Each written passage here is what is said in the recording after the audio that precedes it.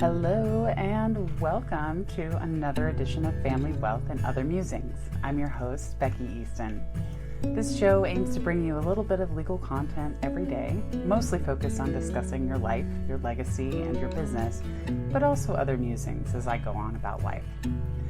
With a quick disclaimer that unless we have an agreement in place, I am not your lawyer, and nothing I say should be construed as legal, financial, business, or tax advice, because I do not know your unique situation. So let's jump into today's topic.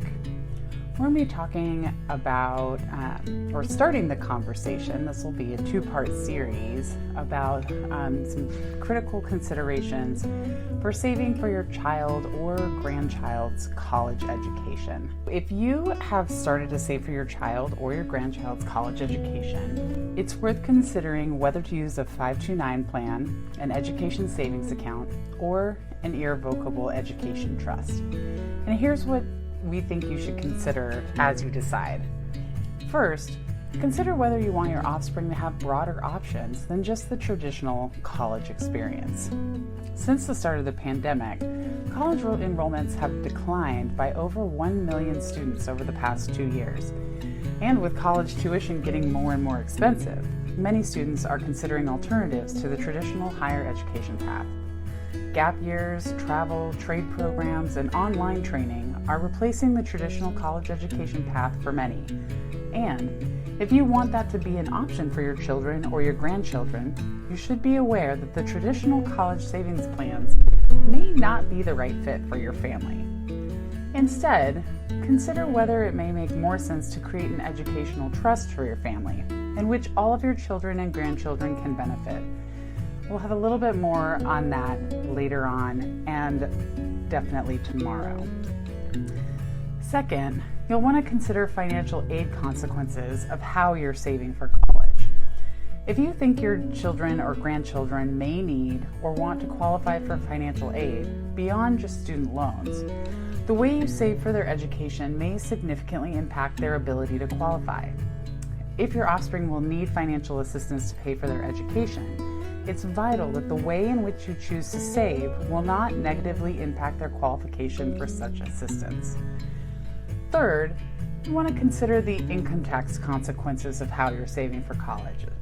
When you set aside money, unless you're saving for retirement in a qualified retirement plan, the income earned on that money is subject to income taxes. However, with various types of college savings plans, you can defer or avoid income taxes altogether. Since 1996, 529 plans, which are named for Section 529 of the Internal Revenue Code, have been one of the most popular options for covering college costs. Congress expanded these plans to cover K-12 education in 2017, and it also changed the program to pay up to $10,000 in student loan debt in 2019. One reason 529 plans are so popular is due to their tax savings advantages. The money you contribute to a 529 account grows on a tax-deferred basis, and withdrawals are tax-free, provided they're used for qualified education expenses, such as tuition, room and board, and other education-related fees. Many states also provide a tax deduction or credit for 529 contributions. Another appealing feature of the 529 plans is their relatively high contribution limits. There's no limit on how much you can contribute each year, although if you contribute more than $16,000, the current amount of the gift tax exemption, you can trigger federal gift taxes and the requirement to file a gift tax return. Finally, with many 529 plans, you can set up an automatic transfer to add money directly from your bank account to your 529 accounts. Plus, many 529 plans allow automatic contributions as low as $25 per month. Before you automatically save for your offspring's future education using a 529 plan, keep in mind that to avoid paying taxes plus a 10% penalty, the money must be used for eligible expenses only. Eligible expenses include tuition and fees, room and board, books, as well as computers and other items if they are required for classwork. If your child decides not to go to college, you will pay income taxes, plus the 10% penalty in order to withdraw the funds and use them for something else. The other downside to saving for your child's education in a 529 plan is that your investment options may be significantly limited to only a small selection of mutual funds. And while 529 plans are quite popular, there is another way to save for your child or grandchild's education through the use of an irrevocable trust. While there isn't any income tax deferral on income earned by the assets held by these trusts, it is possible to structure a trust so that your beneficiaries could qualify for financial aid that they may otherwise be ineligible for with a 529 plan. If qualifying for financial aid would be even more valuable than the savings and the income taxes owed on income earned by the trust, contact a personal family lawyer to discuss setting up an educational trust for your family. And tomorrow, in part 2, I'll go into a little bit more detail about educational trusts.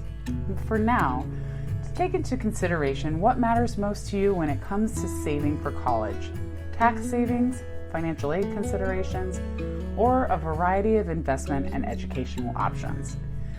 Then, contact me or your local personal family lawyer if you'd like to consider the educational trust option as a part of your legal and financial decisions for the people you love. If you're in Arizona or Colorado and find that this is something you'd like to discuss further, you can hop on my calendar for a 15-minute call directly by calling my front desk at 480-999-4455 or by going directly to bit.ly/call Easton Law. And if you're not in Arizona or Colorado, you can find a personal family lawyer near you by going to personalfamilylawyer.com. Family Wealth and Other Musings is now available for download on most platforms. So wherever you get your podcasts, you can find me.